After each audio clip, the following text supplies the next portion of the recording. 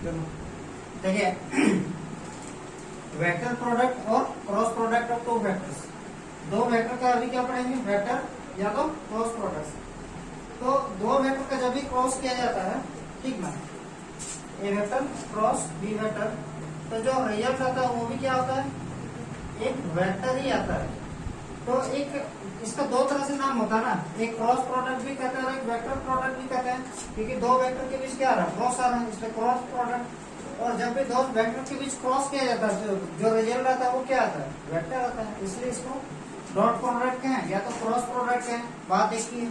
तो जब इसका वेक्टर हो है, यानी कि दो वेक्टर का जब क्रॉस किया जाता है, तो जो रिजल्ट में एक नया आता आएगा ना कुछ, वो भी क्या होता है, एक वेक्टर ही होता है। तो वेक्टर और cross product of two vectors, ध्यान सुनना है। तो vectors product of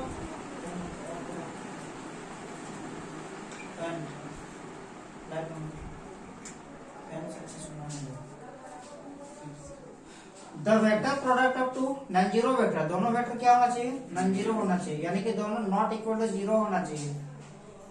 A vector and b vector is denoted by, उसको कैसे डिनोट करेंगे, a vector cross B vector से, and defined as a cross p equal to क्या होता है, ए वेक्टर का मैग्नीट्यूड बी वेक्टर का मैग्नीट्यूड इनटू क्या होता है, साइन थीटा, ठीक है। तो ये कोई एक नंबर आएगा ना, यानी कोई वैल्यू आएगा, ये क्या होता है, वास्तव में ये मैग्नीट्यूड होता है किसका, ए क्रॉस बी का, साइन थीटा के साथ यहां से यहां तक, ठीक है। और ये जो एन कैप होता है, ये उसका क्या होता है, डायरेक्शन होता है। ये एन कैप क्या होता है, एक यूनिट वेक्टर होता है। फॉर एग्जांपल, जैसे नाम सुना होगा 3 आई कैप, ठीक है। पहले क्या था, आई कैप था कि नहीं। अब ये अगर पहले आई कैप था, इसका मैग्नीट्यूड 1 था, अगर हम इसको 3 से मल्टीप्लाई कर देंगे तो इसका मैग्नीट्यूड कितना होगा, 3 होगा। -3 से मल्टीप्लाई कर देंगे तो इसका मैग्नीट्यूड कितना होगा, -3, मैग्नीट्यूड +3 ना आएगा। हम बताए थे वो वाला topic, multiplication of a scalar by a vector, तो मॉड ऑफ लैम्डा टाइम्स ना मल्टीप्लाई होता है, ठीक है। तो क्या होगा, 3 टाइम्स होगा। तो बात वही हो रहा है कि हाँ, तो ए क्रॉस बी को जब भी हम प्रोडक्ट करते हैं तो एक क्या होता है, एक नया वेक्टर होता है, और उसका जो मैग्नीट्यूड होता है ना, वो इतना टाइम्स होता है। जैसे पहले आई कैप था ना, 3 से मल्टीप्लाई कर देंगे तो उसका मैग्नीट्यूड कितना होगा, 3 गुना हो जाएगा, पहले जितना तो उसे 3 गुना हो जाएगा, क्योंकि आई कैप एक यूनिट वेक्टर है तो 3 हो जाएगा, ठीक है। तो उसी प्रकार एन कैप भी क्या होता है, यूनिट वेक्टर होता है, तो इसका मैग्नीट्यूड कितना हो जाएगा, इतना हो जाएगा। जैसे आई कैप एक यूनिट वेक्टर था ना, अगर हम कुछ लैम्डा से मल्टीप्लाई कर देंगे तो जो नया वेक्टर आएगा उसका मैग्नीट्यूड कितना होगा, लैम्डा होगा। तो वैसे ही पहले एन कैप क्या था, यूनिट वेक्टर था, है कोई भी हो सकता है यूनिट वेक्टर, ठीक है। आई कैप, जे कैप, के कैप, कोई भी यूनिट वेक्टर हो सकता है।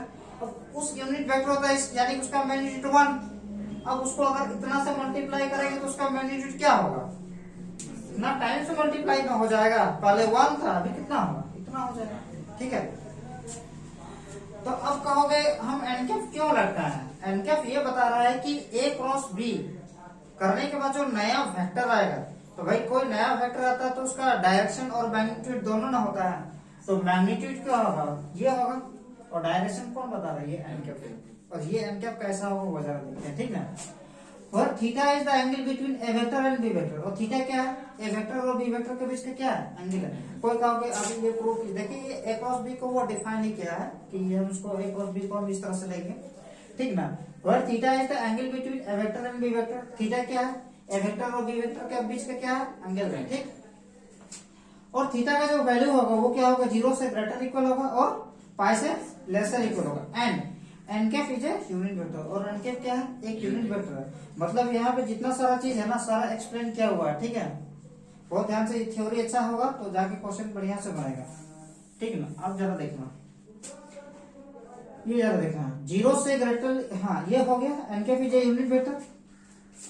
वो जो एन कैप होता है यूनिट वेक्टर तो होता ही है, is a unit vector perpendicular to both a vector and b vector.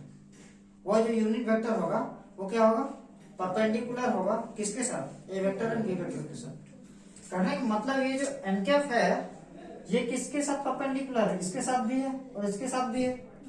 और ये एन कैप के साथ ये जो नया हम मैग्नीट्यूड मल्टीप्लाई कर रहे हैं वो एक नया वेक्टर होगा, यानी कि ए क्रॉस बी करने के बाद जो नया वेक्टर होता है ना, और समझना, ए वेक्टर क्रॉस बी वेक्टर करने के बाद मान लो एक नया वेक्टर सी वेक्टर आ गया, ये वेक्टर है ना, मान लेंगे उसको, वो क्या है, सी वेक्टर, उसका भी कोई डायरेक्शन होगा, किधर तो जाएगा ना, वेक्टर होगा तो मैग्नीट्यूड हो कितना होगा तो पता ही है, डायरेक्शन देखो किधर होगा, ये जो सी वेक्टर होगा ना ये इन दोनों के परपेंडिकुलर होगा। अब देखो ये ए वेक्टर था, ये बी वेक्टर था, तो एन वेक्टर कैसा है, ऐसा है, ठीक है, एन वेक्टर कैसा है, ऐसा है, ठीक, एन वेक्टर ऐसा है। अब देखो एन ए वेक्टर के साथ भी परपेंडिकुलर है, बी वेक्टर के साथ भी परपेंडिकुलर है कि नहीं है। अब इसको हम प्लेन में दिखाएंगे तो वो तो ऐसे ही ना दिखेगा, लेकिन वास्तव में वो है कैसा, ऐसा है, ठीक है। और ये जो माइनस एन वेक्टर है वो दीवार के उस पर होगा, ऐसे उसको हम नहीं दर्शा सकते हैं। एन वेक्टर ऐसा, तो एन कैप किधर होगा, पीछे, बोर्ड के पीछे ऐसा हो, ठीक है। तो vector perpendicular to both a vector and b vector, तो ये तो यूनिट वेक्टर है ना। अब इसका डायरेक्शन अगर ऐसा है, ठीक, अब उस यूनिट वेक्टर को अगर हम इससे मल्टीप्लाई कर देंगे तो जो नया वेक्टर बनेगा उसका भी डायरेक्शन तो ऐसा ही ना होगा, बात समझ में आ रहा है, ठीक है। तो एन कैप का डायरेक्शन अगर ऐसा, तो ये पूरा अगर हमारा सी वेक्टर है तो उसका भी डायरेक्शन क्या होगा, ऐसा ही होगा, क्योंकि उसी की ओर जा रहा है।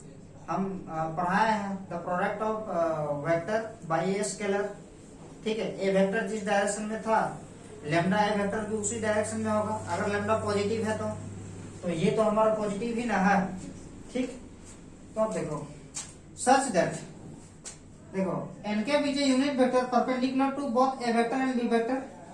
एन के क्या है, एक यूनिट वेक्टर है जो परपेंडिकुलर है किसके साथ, a vector and b vector के साथ, इस तरह से परपेंडिकुलर है such that a vector comma b vector and n cap, यहाँ तीन वेक्टर आ रहा है, एक ए वेक्टर, बी वेक्टर और एन वेक्टर, फॉर्म है राइट हैंडेड सिस्टम।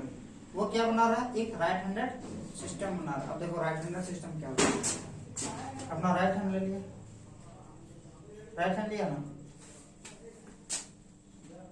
ये वेक्टर को राइट मतलब यहाँ पे रखो उंगली से, है ना, ए टू बी जा रहा है, ए टू बी जा रहा है, ऐसे जा रहा है, ए टू बी जा रहा है। अब देखो मेरा अंगूठा किधर है, ऊपर की ओर है ना, परपेंडिकुलर है ना, तो जब हम ए टू बी जाएंगे तो डायरेक्शन हमारा कैसा होगा, ऐसा होगा। वही चीज अगर हमको बी टू ए जाना है तो हमको हाथ ऐसा रखना पड़ेगा, तो बी टू ए जाएंगे तो हम डायरेक्शन, जब हम अब राइट ही हैंड लेना है ना, पहले ए टू बी गया, देखो राइट हैंड सिस्टम क्या होता है, ए टू बी जा रहा है, तो ये जो अंगूठा होता है ना ये डायरेक्शन को शो करता है, ठीक है। अब अगर हम ए टू बी जाएंगे तो डायरेक्शन पॉजिटिव हो, अब अगर हम बी टू ए जाएंगे तो हाथ हमको ऐसे पलटना होगा ना, अब हमको ऐसे जाना होगा तो डायरेक्शन देखो नीचे की ओर जा रहा है, ऐसा था ऊपर, तो एन पॉजिटिव में होगा।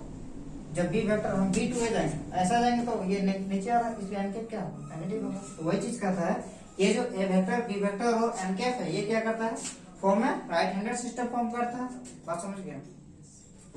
इफ आइदर, मान लो ए वेक्टर या तो जीरो वेक्टर रहेगा या तो बी वेक्टर जीरो वेक्टर रहेगा, then theta is not defined, उस केस में क्या होगा, थीटा नॉट डिफाइंड होगा, थीटा को हम परिभाषित नहीं कर सकते हैं।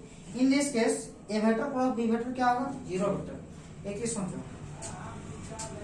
हम डॉट प्रोडक्ट में a vector dot b vector equal to क्या लेते थे, जीरो, जबकि क्रॉस प्रोडक्ट में a vector cross B vector equal to क्या लेते हैं, जीरो वेक्टर।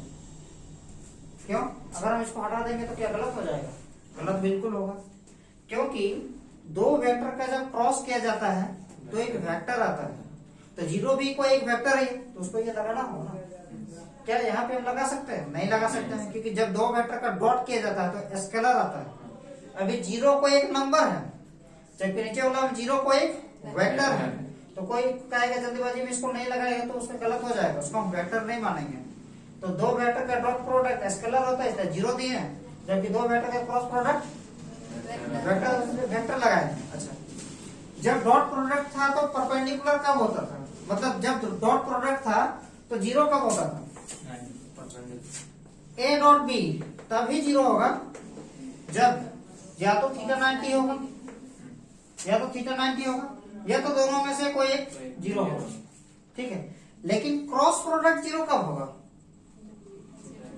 जब थीटा जीरो होगा, यानी कि दो वेक्टर यदि पैरेलल होगा, दो वेक्टर पैरेलल होगा यानी कि थीटा जीरो होगा।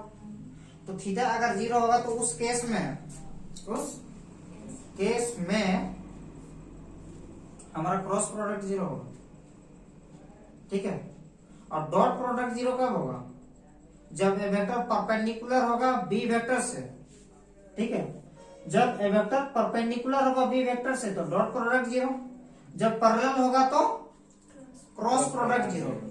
तो यहाँ पे कहता है कि either A vector equal to zero vector, B vector equal to zero vector, यानी कि ये पैरेलल नहीं है फिर भी जीरो हो जा रहा है, ठीक है। तो क्रॉस प्रोडक्ट जीरो होने का दो केस, डॉट प्रोडक्ट जीरो होने का दो केस। डॉट प्रोडक्ट वाला तो समझ गया, क्रॉस प्रोडक्ट जीरो होने के कितने केस, दो केस। पहला जब वो पैरेलल होगा या तो थीटा जीरो होगा, दूसरा वो दोनों का दोनों या तो दोनों में से कोई जीरो वेक्टर होगा, तो भाई दोनों में से कोई जीरो वेक्टर होगा यानी इसका मैग्नीट्यूड जीरो और इसका मैग्नीट्यूड अगर हम जीरो रख देंगे तो ये जीरो ही ना आ जाएगा। बात समझ गया, तो पूरे क्रॉस प्रोडक्ट का डेफिनेशन समझ गया। सिंपल हमको याद क्या रखना है, अगर हम ए टू बी जाएंगे तो यहाँ पे हम और एक चीज लिख सकते हैं, यहाँ पे और एक लिखना, a vector cross B vector ये बराबर कब होगा, ये not equal to b vector cross a vector, इसको भी लिख लेना, a vector cross B vector not equal to b vector cross a vector. कैसे, अच्छा क्या हम कह सकते हैं नॉट इक्वल टू ही होगा, क्योंकि यदि हम बी क्रॉस ए कर रहे हैं तो राइट हैंड सिस्टम हमारा ऐसे जाएगा। देखो बी, देखो ए टू बी जाएंगे तो डायरेक्शन उसका प्लस एन कैप, जबकि अगर बी टू ए आएंगे तो उसका डायरेक्शन क्या होगा, माइनस एन कैप, ठीक है। तो दोनों का डायरेक्शन क्या है, अलग अलग है। तो दोनों का अगर डायरेक्शन अलग अलग है तो दोनों वेक्टर तो इक्वल होगा नहीं, लेकिन हम इतना कह सकते हैं कि दोनों का मैग्नीट्यूड इक्वल होगा, ठीक है। तो इतना हो गया ना, बेटा है ना, ठीक है।